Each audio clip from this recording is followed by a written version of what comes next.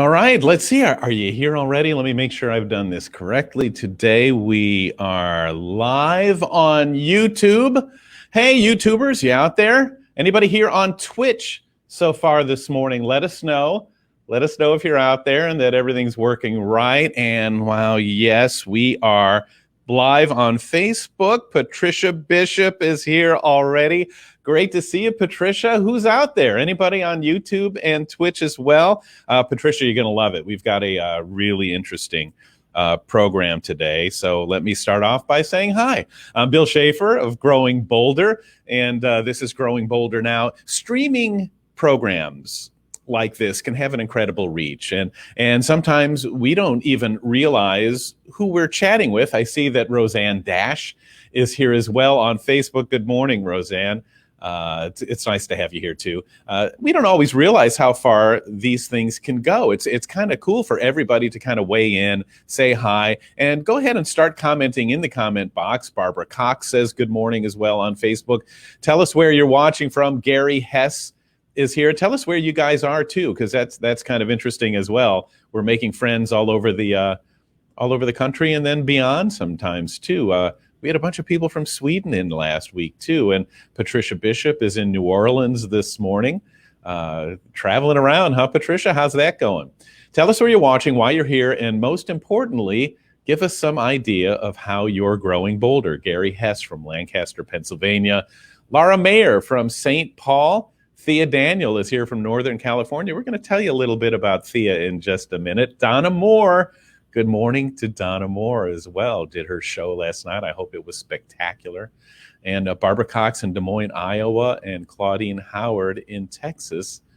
Donna Moore and my wife Mary have a duo. They're both unbelievable singers. Donna is tremendous. She does singing impersonations of a number of great performers as well. And she's tremendous. If you ever have a chance to see her show in the Central Florida area, or coming out and see her and my wife Mary. Sally Hughes in Tampa Bay. We got a good crowd going today. Still want to see more Twitch people. Georgia Pantelides is here from New Jersey. So yeah, it's looking really good. Everybody's up. Joe Pyers. Joe, you're gonna get Laura's aircraft going, because we would love to come out and watch that, man. That would be great to see her post a really cool video. Joe Pyers, one of my favorite story subjects of all time, and he's into these gyro planes. You know, it kind of looks like a bicycle with a propeller on the top and the back. And I took my wife Mary out there for her birthday. She loves adventure. I'm not so keen. And Joe took her up, and it was so amazing looking. And then afterwards they said, no, Bill, you have to go. And I thought of every excuse not to do it, and I went, and it was so amazing. In fact, let's do one of these. Let's do one of these where we're out in your yard and you're sitting in the thing, and you can show it to us, and we can run some of that amazing GoPro video that you have. It says as soon as the runway dries out. Yeah, we've had a lot of rain in Central Florida, so yeah, that'll be great. And not only that, Joe, what a great attitude you have for life. Your enthusiasm. You're one of my favorite people. Georgia is in Yolder, growing Yolder holder. What is that? Erica Sinclair is checking in from Cambridge, England, and that's kind of what I was talking about. Streaming's everywhere, folks, and it just kind of shows us that we're all in this together and we're all the same. So let me tell you about today's show. Since everybody's here, I'm really glad you're here. This is going to be one of our best. Coming up, one of the most important guests we've ever had on our stream. There's Karen Bernstein. Karen, are you skipping your spinning class today to be with us here, or whatever it was this morning? I think it was spinning.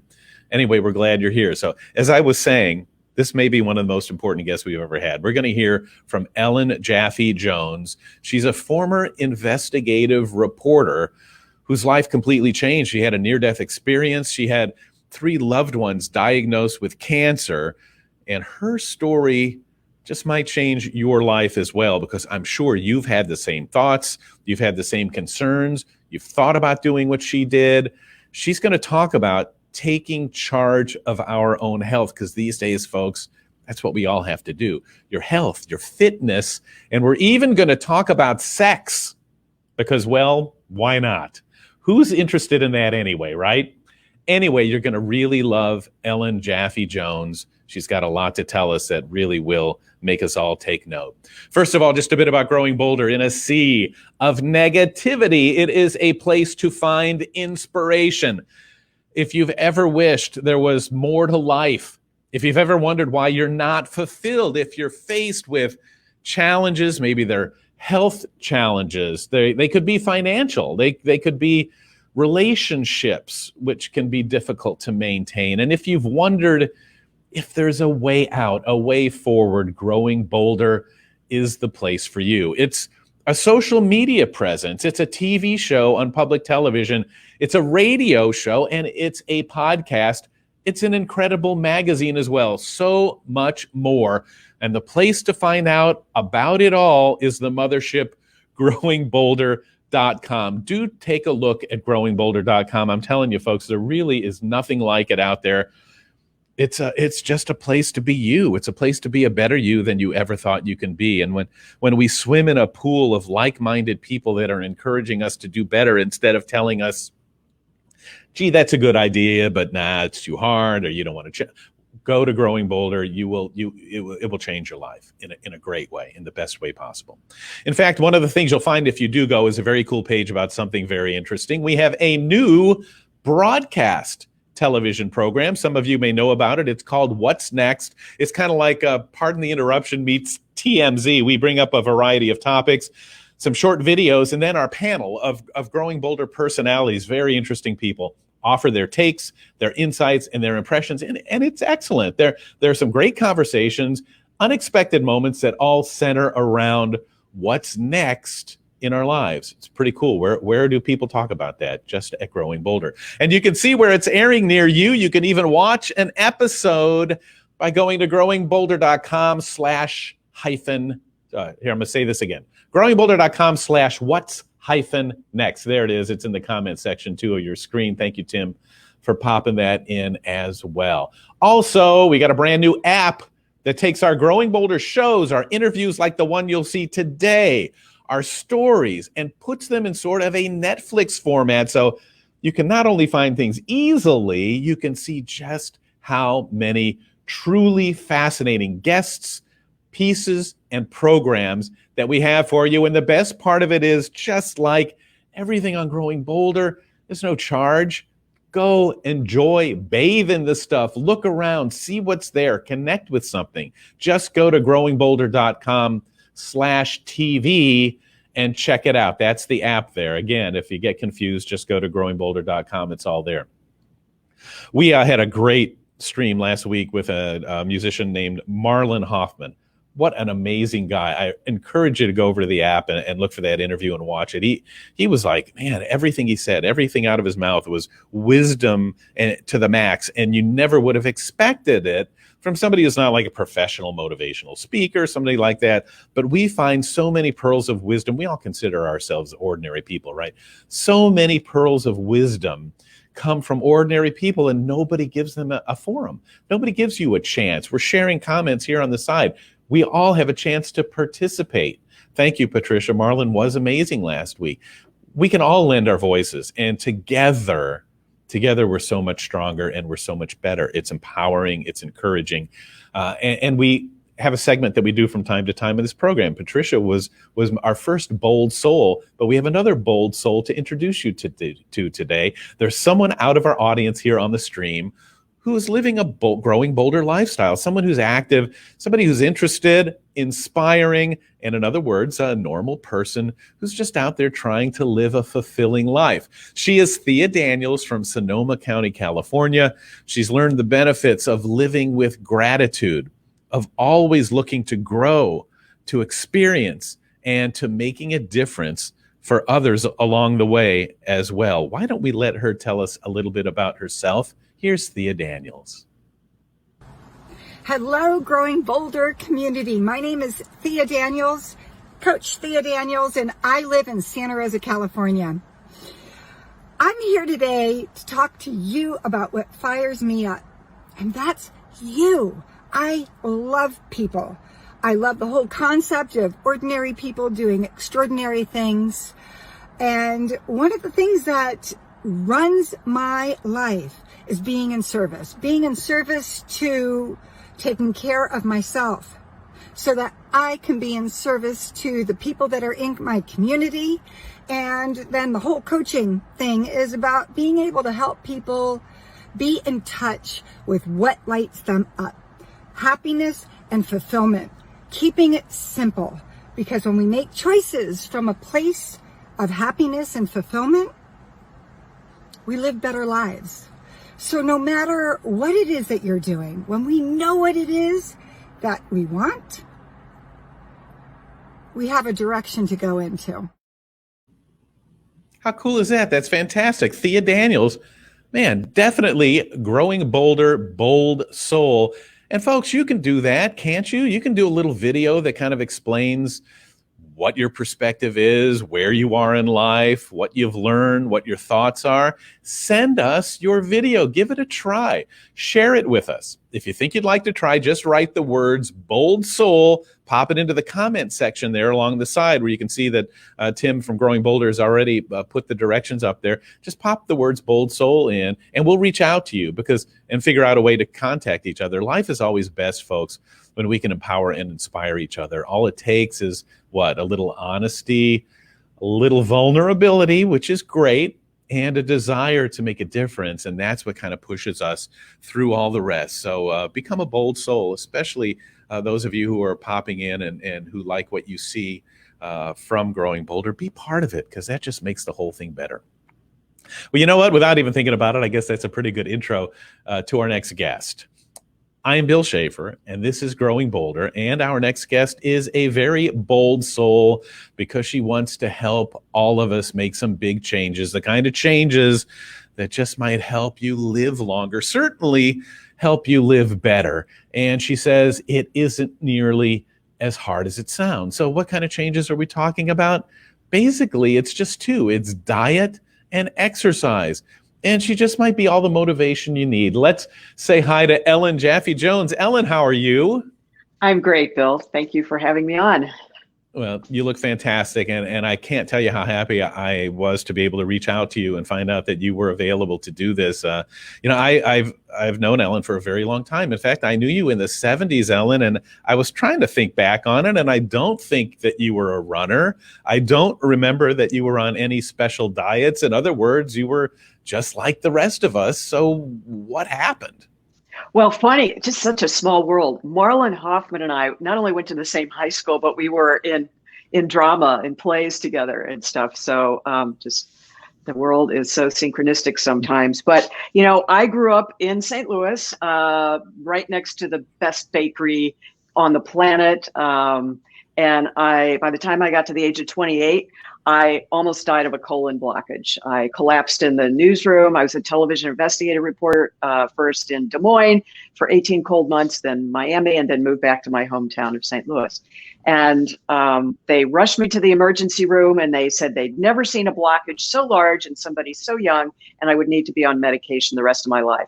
It was the same year my sister, who was married to the lieutenant governor, and herself ran for the U.S. Senate, had breast cancer for the second time. She was very outspoken about that, and I'm going and I was the youngest in my family, so I had a lifetime to figure out what I didn't want to happen to me, to the extent you can control your genes, which don't determine destiny all the time. So I ran to the health food store and read all 5 books on fiber, and because that's all there was at the time, and started changing at that point. So I want to jump on something you said there. The genes don't determine destiny. That was like one of the first big comments that you've had so far in the interview. Tell us more about why you said that and what we need to understand about that. Well, my mom, aunt, and both sisters would go on to have breast cancer. And even before my mom and my oldest sister got breast cancer, that the breast cancer in our family was so well known, especially because of my other sister who led a very public life, we became part of the breast cancer gene studies. So now the BRCA1 and the BRCA2 gene testing that you can just go to your family doctor and get, those were part of our family's genes that were part of that research with Myriad Genetics. But we didn't need a gene to tell us that what we already knew, that the gene was alive and well in our family. And I never knew whether or not I had the gene, because on those studies they don't tell you, until I went on Medicare and was able to get tested myself. As it turns out, I don't have the gene, but they believe that 2 of the cases in our family were environmentally triggered because they were late in life. So there is much you can do, and only 10% of all breast cancer cases are genetic anyway, to turn those genes on and off. There's a whole study called epigenetics, what turns genes on and off. And certainly what you see behind me is I have placed, as of last weekend, in 229 5K or longer races for my age group. I'm a nationally ranked sprinter. My gold medal from the National Senior Games here. And this all became kind of this mission when I was at a 5K race, and I coached high school girls cross country and track, and then just started racing here locally in Florida. And somebody came up to me as I was wearing the shirt, because this is my first book that I wrote, and said, "Oh, you can't run on a vegan diet." And so it just became this passion to show, yes, we get plenty of protein, we get plenty of energy. And when was the last time you visited the protein deficiency ward of the hospital? Cancer and diabetes, heart disease, those are the things we really need to stress about. You get plenty of protein on a vegan diet, which is how I morphed, in answer to your question, in this whole journey of what would be the healthiest way for me to avoid not only cancer, but heart disease and diabetes, which was actually more prolific in our family than even breast cancer. All right, I want to jump on this because I think this is where there isn't anybody watching who disagrees with you about anything you said. There's nobody out there who doesn't think a vegan way of life is probably healthier. There isn't anybody out there who hasn't thought about, maybe I should get off the couch and run every once in a while. But so few of us do it, Ellen. And am I wrong? Am I exaggerating things to say that I think you hated running back in the 70s when I knew you? And I certainly don't think you had dietary restrictions on yourself. I'm stuck on this point where, I don't do it either. I know I should. Do we need to be faced with our sisters and our mother having some terrible thing and us living in fear of getting it? How do we motivate ourselves? How do we get that we can do this? Well, I came to veganism strictly from health. First, when I was going through this whole process, it was a macrobiotic diet, which was basically a vegan diet with white fish, but now we don't want to be eating fish because they eat microplastics, and we don't want to eat that so much. And then vegetarian, and then I learned about, just watch the 7-minute video, dairy is scary, and you'll never eat dairy again, because it really shows you how they get cows. I mean, it's another species milk. We're the only species that doesn't drink milk, that drinks milk from another species. So nutritionally, we don't need it. And, there's plenty of research now that shows that insulin growth factors in cows make them grow into a baby calf grows into a ginormous cow in a matter of months. And oh, by the way, it makes tumors grow very rapidly too. So dairy is just so not necessary for our species. And, so the motivation, yes, you're right. I remember when my sister went through chemo back in those days. I mean, can I say this? She was puking her guts out, and it was just so full of pain and suffering. And I saw that up close for days, weeks at a time. And I thought, I don't want to ever go through this. And, at that point, I didn't know whether I had the gene or not, but I lived my life as if I did. The whole running thing happened just because I don't like to be bored. And so, having these amazing earbuds and music, I love music, and to run with music was like this exhilarating thing. And then when I was helping to volunteer coach cross country at the high school, the coach said, you're clocking 8-minute miles. You might want to think about racing competitively. And you're right, a long time ago, I was just like a middle of the packer, not very fast, but I kind of joke now because at my age, which is, are we going to tell them? I don't know. You just show up for a race and you win. Well, not really, but Ellen, I believe I hate to tell you this, but on Growing Bolder, you have to tell your age, because it helps us. It helps all of us understand that it's something to be proud of. We all think age is something to be a little embarrassed about, and it's the beginning of the end instead of the beginning of new opportunities. So you telling us would just make all of us say, my gosh, there goes another excuse of mine. So, well, actually, please. I promised, I think on somebody's Facebook page, that if you guess my age in this broadcast and you guessed it right, see, that's what I was waiting for, then I would give you a free coaching session. So, because I'm a personal trainer and a running coach, because why not? and a real estate agent, because you can never have too many things. Boredom is like the worst word. Retirement, ew. People ask me when I'm going to retire. It's like, it's kind of like I'll sleep when I'm dead.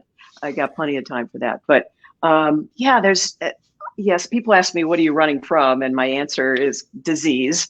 Certainly, I've seen it all in my family. And even though I was, and I will say, kind of the laughing stock of my two older sisters, oh, you're such a cult member, you little black sheep, you just bring the salad to our family dinner. I mean, it was all in good humor, kind of, but they never got it. But the interesting thing is that I now have 4 cousins all about my age who've all gone vegan because they grew up in our family and they know what the end was going to look like if they didn't do something, I would say drastic, but it really isn't drastic. I became kind of on a mission to show people, because I would see these stories on the news that said you can't eat well, you can't eat healthfully on a budget or on food stamps. So because I was also a financial consultant after I left television at Smith Barney, I thought, how fun would it be to like crunch the numbers on every single recipe and just show how inexpensive beans and whole grains are. And when you cut out the meat and dairy, you have all this money left over to buy produce or join a CSA or a co-op and get produce, even organic produce, for cheap or free sometimes. So that's what that book number 1 was. And, when I thought I moved to Florida, I was going to like sort of kick back and relax. I had done media consulting all over the world. And yet this book just took off. And so my publisher said, let's keep writing. So I wrote 5 more books. And, I, before COVID, was running around the country speaking at all these veg fests and different health fairs and events, and, kind of being this model of health and fitness.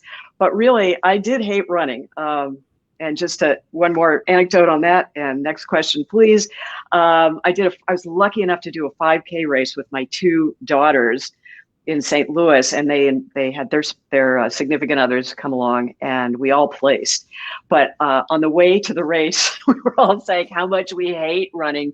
St. Louis is not a fun place to run in the summer. It was on 4th of July weekend a couple of years ago. And but we said, when we're done, and my boyfriend says the same thing, it is the best feeling. The endorphins kick in and you are never sorry you ran or did that race. Yeah, I'm kind of thinking it's the worst feeling. I'm kind of thinking it's the worst feeling of starting a 5K, running for like 5 minutes and thinking, I think my heart's going to explode and I don't think I'm going to make it. So I think, Ellen, you don't look at beginners and point and laugh at us. It's can you talk a little bit about how, man, it really, folks, and I'm saying this only because I'm the worst. I would never have thought I would ever want to do anything like that. But when we go to races for Growing Bolder to do stories, it's such an empowering, uplifting community of people that are all there trying to help each other. Yes, and that's the thing I love about it the most, is that it crosses the age groups. If you've read the book Healthy at 100 by John Robbins, son of Baskin Ann, by the way, and who went vegan because he went with his father to all these wealthy clients who were eating a lot of ice cream and were really sick. And so, it is that intergenerational living in these blue zones that is really the most important thing that we have in common for living a long and healthy life, and getting a cat too, by the way, I might say. Introduce us. This is Misty the rescue cat. She was abandoned at my vet's, and we made eye contact just like this. And if she is not a surrogate child, I don't know what is. But my boyfriend took the black lab to the park. Otherwise, we would not be having this quiet interview. And so Misty always finds me when the dog is gone. And so we just have a little special bonding time. So I hope that's okay with everybody, but she's such a sweetheart. Anyway, mom brain just totally went out the window there. I'm hypnotized. It's incredible the way that cat looks at you, Ellen. I mean, it's like, wow, what a gaze. What an excellent stare. I can see how you fell in love with that cat. We were talking about how it's not a place to be intimidated. In fact, it's quite the opposite. Whether you walk the whole way or whether you walk halfway and then jump off the course, it's a great place to try, to not to be afraid to fail. And we know that about running, but I'm not so sure about eating more of a plant-based diet, because I think to me, and folks, all of you who are listening, watching, can chime in on this too. For me, the obstacles are, I get home, I'm tired, it's been a long day, I just want to throw something in the microwave as quick as possible and have my meal. I don't know how to cook vegan. I don't know how to shop vegan. And I certainly don't know what it's I understand that when you are, it's not like every day you go, oh, I guess I can't have steak today. It's you stop even ever wanting it. You don't desire it anymore because you feel so much better and you like what you eat. So can you tell us a little bit about how do you do that? How do you say, okay, I think today is the day I'm going to make a difference in my life? How do you start? Oh, Billy, you touched on so many different issues and good questions. Let's start with, first of all, if you saw my freezer right now, there's a good chunk of frozen dinners in there. And they make all these, Emmys has an incredible line of vegan dinners, lunches, whatever, a little higher in fat. So, if you're watching your fat intake for cardiac patients, that may be something you're concerned about. So yeah, cooking from scratch. And people will say sometimes, oh, you mean you really have to cook from scratch? And I go, well, you don't have to. There certainly are, and I have a lot of ways in my books and coaching how to give you shortcuts how to do that. But, the other thing I say is like, if you are looking for ways to save time, you don't have time for cancer, heart disease, and diabetes. Those are real time wasters. So I've been through those with my family, my childhood. I grew up in hospitals watching all these relatives just experience all this pain and suffering and the time. And I sometimes say entire generations are losing each other and don't even know it. So, the motivation is there. I have 3 children, 3 daughters, and I want to be, if I'm ever so lucky, to be a grandmother, to be a very different grandparent than, my parents ever could. And, their doctors smoke, for crying out loud. So I don't fault them. It was the information that was available at the time. As I say in this book, there's no money in broccoli. And when you understand that, you have to be your own investigative reporter like I was on TV to figure out the truth about food. Also at races, just let's drill down that point. So important. You can walk an entire race. Nobody will judge you. There are many people who walk races. I had a brother-in-law who entered marathons and was known because he walked the whole thing. And at the time, which was like 30 years ago, he was really an anomaly to do that. Not so much now. There are all different kinds of races. Some are just geared to be more fun runs or walks. And they support amazing causes, usually 501c3 nonprofits. So, you can look at that. And again, it's important. I have my 4th book, which is Vegan Fitness for Mortals. There we go. So I have all kinds of training programs in there, depending where you are. And I give you ways to figure out where you are on the scale of beginner, intermediate, or advanced, whether it's swimming, biking, walking, and or running. And most people, they'll say, do you think I could run a marathon in a year? It's like, well, how many 5K races have you done this year? How many training runs are you doing a week? So we kind of back time it like, we were in television to try and figure out when's the date you want to do a race by and how is it going to that end to get you there in a way. My whole thing is, as I say in vegan fitness, finish without injury. Because I coached high school kids, I saw that some of the coaches would really push them to the point. I even knew one high school girl who broke her femur. And, you got to do it in little baby steps. You can't just get there. One of the things that was really interesting, and I'll just share this, when I first moved to Florida, I'll never forget, it was on April 15th, tax day, turned out to be a Sunday. I hear this shotgun blast out my window on Anna Maria Island where I lived. And I thought either somebody's dead or that's a race starting. And I looked out the window, and fortunately it was the latter.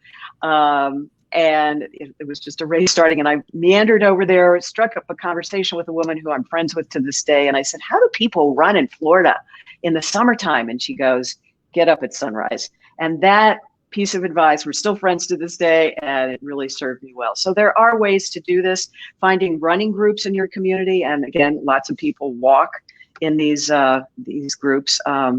It's just, I wouldn't say it's easy, but if you have any degree of motivation, I know where I live in the Sarasota, Bradenton area, the weekend runs, the training runs are along the beach. So it's very beautiful and peaceful. Right, Ellen, a lot of people are poking me now and saying, hey, at the beginning, Bill, you said you were going to talk about sex. When are you going to talk about sex? So we'll bring that up in a minute. But first, before we leave this point, because when you talk about, okay, well, it still sounds like work. Getting up early in the morning, training for your marathon. Talk about how the reality is once you start, it's not about work. It's about fun. It's about anything you did this week more than you did last week is what exercise is. And you start to feel so much better. And you're talking about like certain cases where people always want to do more, but it's just the idea or even just the peace of mind that comes from knowing that you're doing the best. Do you get rewarded when you go to the physician every year for your annual physical? Do you see a difference in the numbers? Absolutely. And I will tell you, I've had my own issues. I was diagnosed with psoriatic arthritis a couple of years ago, and I'm going like, how did this happen? But turns out my dad had it. It's a genetic thing. But I was on book tour. I was sitting at my publisher's table all day long, all weekend long, eating things like Cliff Bars. Yeah, I'm a recovering Cliff Bar addict. I love these chocolate mint ones. I try and do them in moderation. But that was my diet, and I wasn't eating me, the shoemaker's daughter, of my 5 to 9 servings of fruits and vegetables a day. So then, and when I Googled psoriatic arthritis, I thought, oh my God, I'm going to be lucky to be walking in a year, let alone running. And so I was connected up with some mutual friends through the work that I've done with Dr. Brooke Goldner, who has a great book out there called Goodbye Lupus. And she asked me to write the foreword to her third book, which is Goodbye Autoimmune Disease, because I went on her protocol, had a 1-hour consult with her, which was the best medical doctor appointment I've ever had in my life, where basically I was drinking, following her protocol, green smoothies, Vitamix full of greens and anything else, some flax seeds and anything else to make the medicine go down. And within 3 weeks, the signs of psoriatic arthritis started going away. And she has the before and after pictures, which I sent her.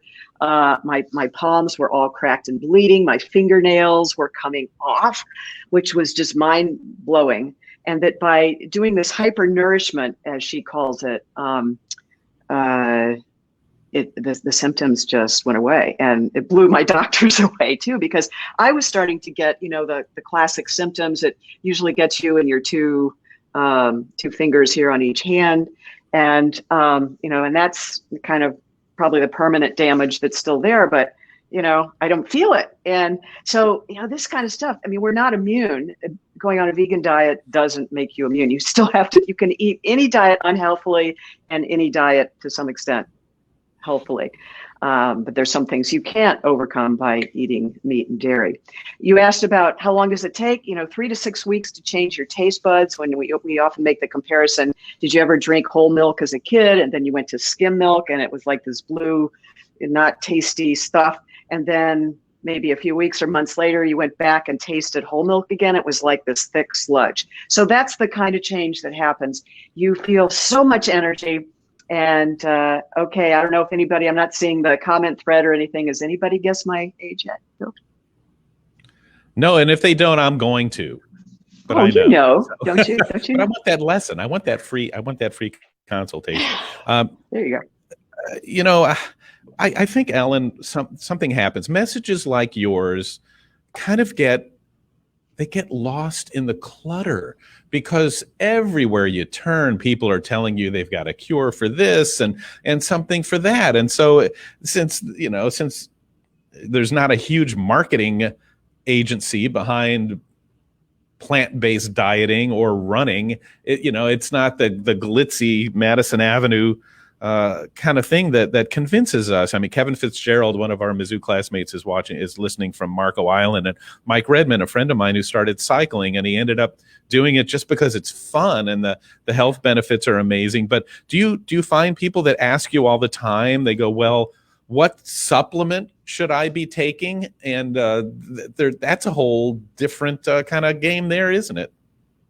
Yeah. And, because again, I don't like to be bored. I've done so many different things. And in preparation for writing my books, I've done these things. So I worked at a health food store, which, the only way they make money is through the supplements. And again, there's no money in broccoli. And I just, keep repeating that. I got that line from a great book called The Politics of Breastfeeding, where they said there's no money in breast milk. There's no corporation that makes it. There's no broccoli association, no broccoli lobby, no broccoli finance politicians. And many doctors are educated in the pharmaceutical, industry, and they've paid for entire hospital wings or entire hospitals.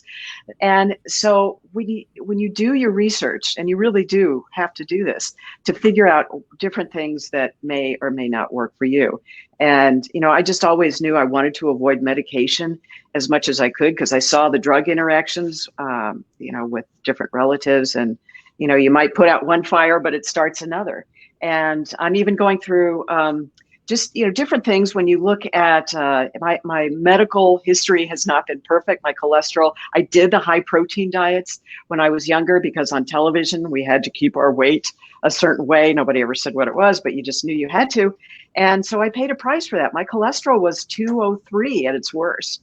And even when I went vegan and I was doing the Cliff Bar thing and not exercising during a period of time where I was experiencing a lot of stress, my cholesterol shot up again. And so I ended up going through the Dean Ornish program for reversing heart disease at Sarasota Memorial, because I have some genetic heart issues going on as well. And they said, you got the diet thing down, you got the exercise thing down, but you need to learn how to relax and meditate. And I said, I'd rather watch paint dry. But that is part of this whole package, this holistic package that we have to figure out for ourselves. Some people are naturally calm and relaxed. There are others of us. I really don't think I'm competitive. As you say, I do this just to relax. And as it turns out, I met my boyfriend through my vegan activism, but it turns out he was a runner as well, and we'd been at the same races and didn't even know each other. So that's a whole nother component of this, is when you have this energy, you become this positive force that people, they say, I want what she's got. And, even at races, I'll hear people say, I'm wearing this shirt, and as I pass them, and they'll go, oh, there goes that vegan energy. So it's a real palpable thing, and it's not just something that's out there. And I would really like to say it is not that difficult. What is difficult is watching your relatives up close and personal suffer and get these very preventable diseases most of the time. And the whole supplement industry, what we were talking about before is, if you're trying to choose which beet powder to take, maybe just stop by and pick up a couple of beets.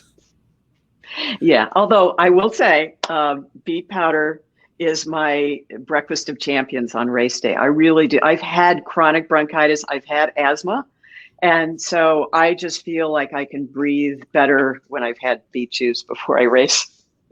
Ellen, you sound like a walking medical disaster. You've had everything, and it really, this is, again, why we wanted to talk to you, because it's not like, well, I went on this diet and I started running and look, I don't have any problems. And it's not, we're not saying that you're going to live to be 125 years old either, but the number of good days that you will have in your lifetime will be greatly increased, because you're giving yourself the chance to recover, the chance to prevent, the chance to replenish, and look at the active life you're living. Is that basically the main message here? Yeah, I was like the oldest woman in my real estate class. It's like, well, this is cool. I would like to think that all this the stuff, like somebody said in my cooking classes once, it would take me a lifetime to learn what she's learned. But I have been driven to find out answers just because I didn't want the kind of life I saw that my parents and my sisters had. And I think I've only recognized recently how powerful that was and how motivating that was, because I know what's on the other side if I don't do this, and it's not fun. And my boyfriend I mentioned, and we're pretty public about this. Wait, show us that. What is he, 20? Ellen? He's 15 years younger. That's right. But this was like 4 years ago, and he had all these. He went vegan to help a family member with their medical issues, and so he was traveling around the country going to these veg fests, and ended up at the Portland Veg Fest, because Portland, at least at the time, was considered vegan Mecca, and so he comes to my talk, and he realizes that I'm also from Sarasota. And so that picture was at my publisher's table after, or there's another similar one like that was at my publisher's table. And he said, you should come to my meetups in Sarasota. So I started doing that for like 4 years. And, at the time we were both married to other people. And then the short story is, we both became available at the same time. And he had another meetup at this house that was his. And I said, if you know any single vegan guys, like, could you have them call me? So 2 weeks later, he says, you want to just go out as friends for dinner? And he realized, because I told him that I had never been to a vegan restaurant on my birthday. So he took me to the best one, of course, in this area, and just melted my heart. So yeah, that's the short story. All right. Well, look, that's a good transition because we're going to get to the sex thing. But first, you asked about your age, and yes, people are guessing. They're throwing numbers out here. Oh, yeah, that's the book. That's the book. That's what's coming. So Joe says he thinks you're 62. Mike says 72. Esther's 69. Patricia says 68, but you look 38. Thea says 70. And there's a couple more guesses down here, too. There's somebody said 55. Ellen, you have, as they used to say in the game show world, you have stumped the panel because you don't look like an age. You just look like you. I think it's the high def resolution here. I mean, it used to be like in the old days of television, it's sort of a little softer, but somebody told me your neck kind of gives away your age. So those of you who said 68, I'm going to be 69 shortly. You are right. Well, yeah. And, here's the other way to phrase that question. When you and I were 20, what were 69-year-olds doing? They weren't. Look at your, Ellen goes, I'm not competitive. And look behind her. Look, there's only 5,000 medals behind you. Most of them earned probably in the last decade or so. So there's a whole new life stage that didn't exist before. And as a journalist, this may be the most important story of our lifetime. Is this new life stage that traditionally there was after 50, this is what you did. You watched Matlock and you sat in a comfy chair and you waited to die. And this is not the way that you and many other people are living. That's just so true. And it's really about how do you want to live this last stage of your life? And, certainly in the race, absolutely it is. And it's just not that difficult. I mean, people say, I can't run because of my knees. Oh, and by the way, vegans don't get arthritis, generally speaking. I said psoriatic arthritis, that is a genetic condition. And again, I was lucky I only got the fingers, but it can tear apart your whole body. So the reason is a vegan diet is very alkaline, very anti-inflammatory. Animal protein, you can Google all the reasons for this, but it lodges in the joints and causes inflammation there. And women who used to beat me like crazy 10 and 15 years ago aren't even running anymore. And it's just mind-boggling for me to really see that. So especially because we compete in 5-year age groups. So I know everybody in my age group, they know me.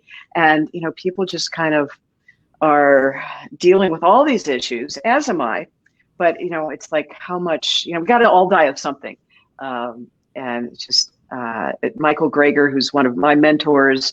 There's some great vegan doctors out there. I suggest you follow them and follow the doctors and the dietitians and the athletes. He has a great book, How Not to Die. And that's really what this is all about. As in the book, Healthy at 100, there are cultures of the world where in these blue zones where they live above 10,000 feet, mountainous communities, intergenerational living, and, just one day their heart stops and that's it. So that really is the goal. And then to enjoy life to the fullest, if there's something you want to do that you don't think you can do, this is the time. So, what's the worst thing that could happen? And, for me, this is about comparing how I used to run and improving, or at least just maintaining. And with proper training, and if you hire a coach, and as you know, I competed in the National Senior Games, and I was blown away the first time I competed in Cleveland 6 years ago. There were women who hired coaches from UCLA or USC that not only trained them during the year, but they paid for them to come out and coach them at the games. And I'm going like, holy guacamole, I am just a weekend athlete here. And, you know, at the national level, I'm fast enough, but I don't train enough to be super, super fast, just, you know, to be clear about that. There are women my age who are much faster and more trained, but I do all these other things. I don't train every day. I used to be a gym rat, and, you know, now I'm lucky if I get there a couple times a week. But there are other things that I want to do in my life, and I'm okay with saying I don't have to be the best at this. So, Ellen, as National Senior Games you mentioned, isn't it? It really isn't as much about the competition as it is this incredibly empowering, uplifting community of people encouraging each other to stay vibrant, to stay active, and to stay healthy as possible. Yeah, I mean, just the most mind-boggling thing was after talking to you, I realized that you were at the same games that I attended in Albuquerque. So.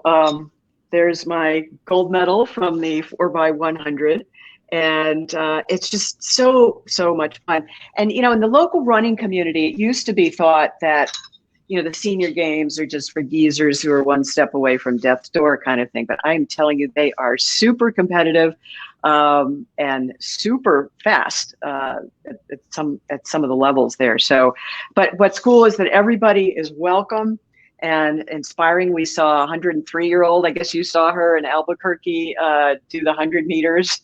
And, Julia, you know, Hurricane Hawkins is 105 now, and she's hoping to be able to come to Fort Lauderdale in 2022 for the games. You can see her in action at growingbolder.com as well, Julia Hurricane Hawkins. And when you're there, Ellen, and you see, that's why your age, thank you for telling us your age, it does mean a lot. It's when people, it's the someone like me factor.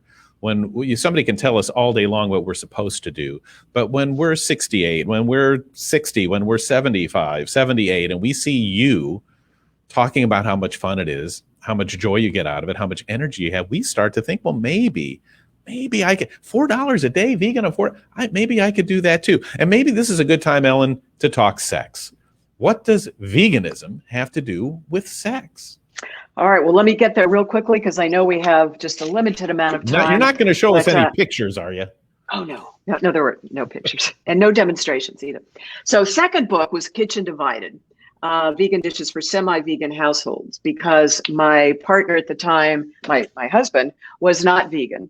And so that cookbook was built with recipes that streamline the cooking process I was doing the cooking, and I didn't want to feel like a short order chef. And so it just made like main dishes that I could eat for myself and that he could plop whatever meat he wanted to put into it, that kind of thing. So then after that, the whole paleo craze was real popular. So I wrote that. National Geographic came out with a cover story a year after that book called The Real Paleo Diet. And they pretty much quoted out of that book without attribution, saying the world can't sustain a diet based around meat and dairy. We don't have enough agricultural land, and we don't have enough water to raise cattle for a meat-based diet.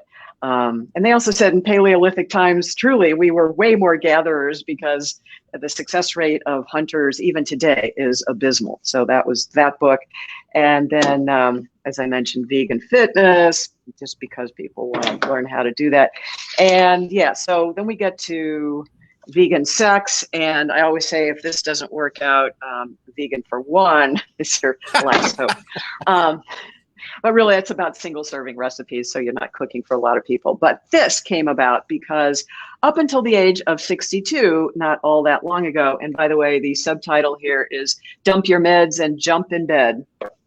So I've been married way too many times, and each time, starting at the age of 28, I had partners who had erectile dysfunction.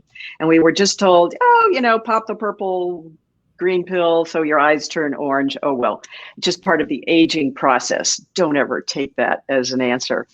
And so at the age of 62, the short story is I had my first vegan experience. And I was having some back pain, and the physical therapist said, the reason you're having back pain is because, and you have to tell me how graphic I can get on this, Bill. Can I say? Well, I'll stop you if you get too graphic. And folks, you let me know too in the comment box if we go too far. But now I can't wait to hear what you have to say. So because of erectile dysfunction, I hadn't had intercourse in ages. And so the physical therapist said my muscles internally had atrophied. So the prescription, they said, was the only way to get exercise there. And they actually, Medicare can pay for this, or it did back then. I don't know if it still does. But they went across the street and bought a dildo to exercise and create blood flow in the lower part of my body, because that's what they thought I needed. So when it became apparent I was maybe going to have this experience, they said, it's going to be painful. You're going to need lubricants. And so, I got all prepared and did that. First of all, I didn't need the lubricants, not at all, ever. Because vegans are eating produce like fruits and vegetables that already have a lot of water. And of course, I like to drink a lot of water. So it was wonderful. But more importantly, spiritually, emotionally, it was the best sex of my life. So I thought, I've got to write about this. And oh, by the way, this vegan partner, just lasted all night long. It's like repeatedly. And it's like, oh, this is just way different. This is like as good as it was when I was in my 20s, 28.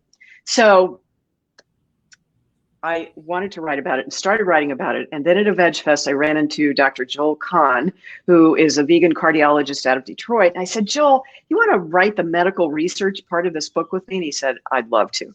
So we went to it with to my publisher, and they said, oh, we don't think it's going to sell. And I'm going like, a book about sex? Not going to sell?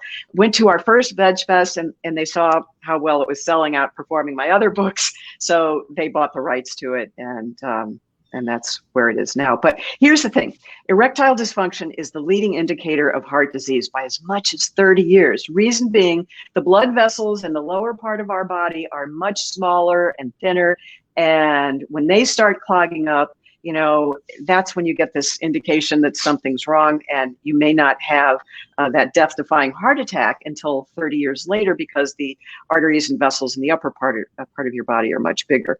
So that's the connection. What's good for the heart is good for other parts. It's all about blood flow. Check out the movie The Game Changers, narrated by Arnold Schwarzenegger, and it talks about the Nashville Titans going vegan to enhance their performance. And they show also, I won't give the movie away, but they, again, documenting everything that I said in this book, that you can see the difference in blood tests.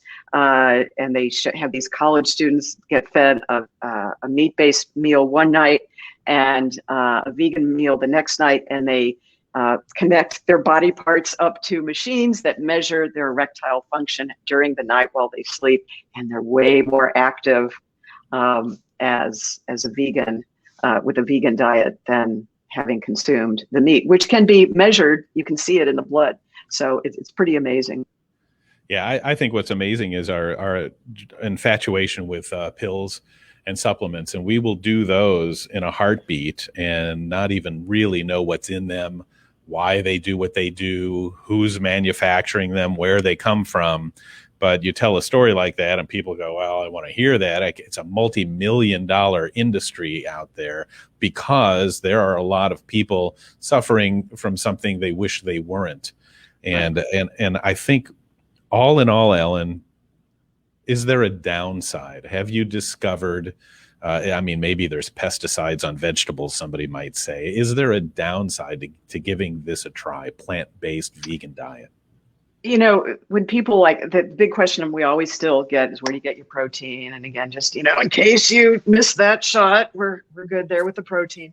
But, we go right to the source. We bypass the middleman. So it's the same thing like with algae for omega-3s and 6s. Vegans actually need less omega-6 because you can read all about that. But, we just, the downside is you may make a few relatives or friends cranky, but there's other social networks to reach out to, and certainly, great vegan communities. We're so lucky here in Florida to be able to exercise pretty much 24/7, 365 days a year. Hurricanes are greatly overrated. We get advance notice as opposed to tornadoes and earthquakes, both of which I experienced in St. Louis. We just have this opportunity to really be the best that we can, whatever your sport, just finding something to do that you love. The downside is, you may just have to go through a different mindset, but, you get all the nutrients you need except for B12. B12 used to be prolific in our soil, and we wash our vegetables now. As far as pesticides, Dr. Brooke Goldner has written extensively. She reversed her lupus eating conventional vegetables. So eating produce, even with pesticides on it, is still better than eating animals, because the animals are eating produce that not only has been or plants that have been treated with pesticides, but my oldest sister died of MRSA, the complications of that. And I think part of that is she ate so much cheese, and cows in particular are given a lot of antibiotics because they are forced to breastfeed. And you can just research that whole thing. But if they miss a feeding, or with all of that overexertion on their mammary glands, they get mastitis. And as any breastfeeding mother will tell you, that can be really painful. And if it gets infected, you need antibiotics. So they give cows routinely antibiotics to avoid that mess. And we consume that. And the toxins, the pesticides, the medicines are way more concentrated in animal fat, even the lean animal fat. So if you're eating meat that is a lean cut of meat and you think that's better, no, there's still fat in it, and you still have this exposure to toxins, which is far more concentrated than eating any plant.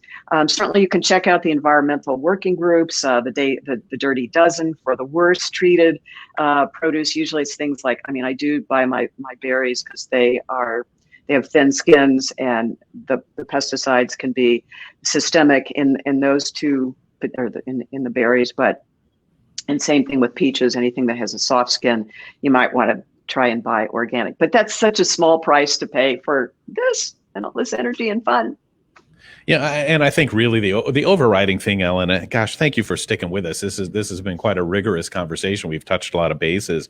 If anything, I just hope that we can leave people the idea that their diabetes runs rampant, heart disease runs rampant, obesity is everywhere, sore knees, sore backs. We start thinking that these are inevitable parts of aging.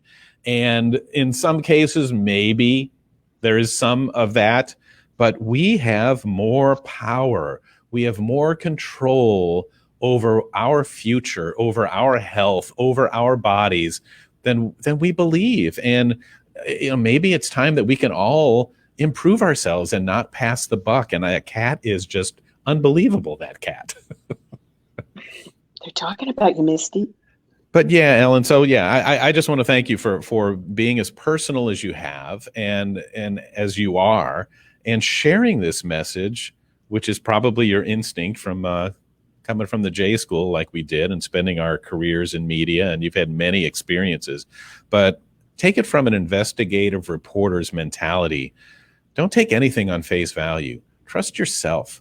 Take responsibility for your own health, for your own energy, for your own future, and think about the things that you do here and decide what you think is best for you.